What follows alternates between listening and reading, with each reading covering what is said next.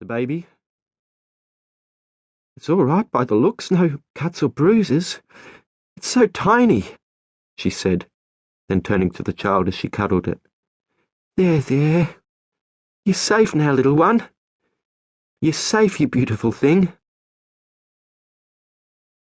Tom stood still, considering the man's body, clenching his eyes tight shut and opening them again to check he wasn't dreaming. The baby had stopped crying and was taking gobs of breath in Isabel's arms. Can't see any marks on the fellow, and he doesn't look diseased. He can't have been adrift long. You wouldn't credit it. He paused.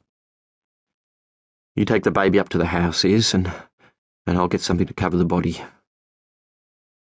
But Tom, it'll be a hell of a job to get him up the path. Better leave him here until help comes. Don't want the birds or flies getting at him, though. There's some canvas up in the shed should do. He spoke calmly enough, but his hands and face felt cold, as old shadows blotted out the bright autumn sunshine.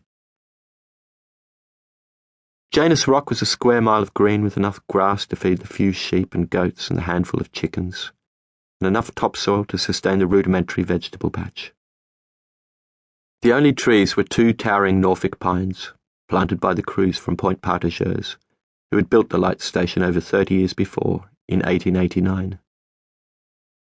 A cluster of old graves remembered a shipwreck long before that, when the Pride of Birmingham foundered on the greedy rocks in daylight.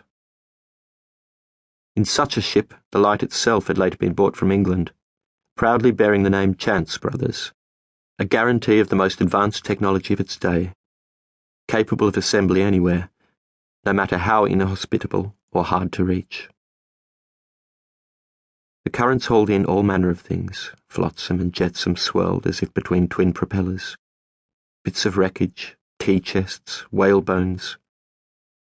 Things turned up in their own time, in their own way.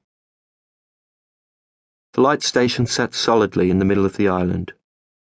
The keeper's cottage and outbuildings hunkered down beside the lighthouse, cowed from decades of lashing winds. In the kitchen, Isabel sat at the old table, the baby in her arms wrapped in a downy yellow blanket.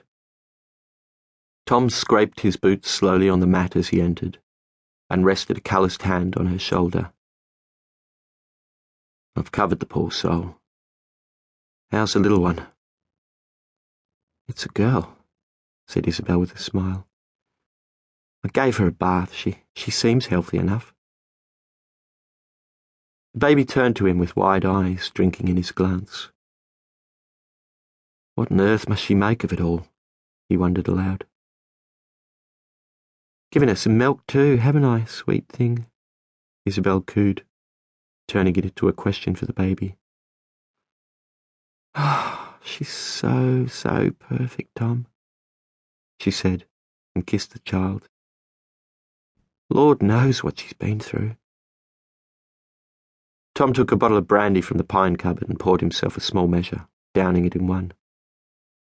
He sat beside his wife, watching the lights play on her face as she contemplated the treasure in her arms. The baby followed every movement of her eyes, as though Isabel might escape if she did not hold her with her gaze. Oh, little one, Isabel crooned. Poor little one, as the baby nuzzled her face in towards her breast. Tom could hear tears in her voice and the memory of an invisible presence hung in the air between them. She likes you, he said, then almost to himself. Makes me think of how things might have been, he added quickly. I didn't mean...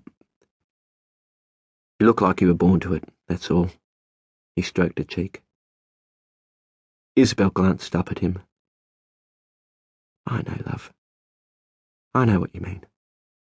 I feel the same. He put his arms around his wife and the child. Isabel could smell the brandy on his breath.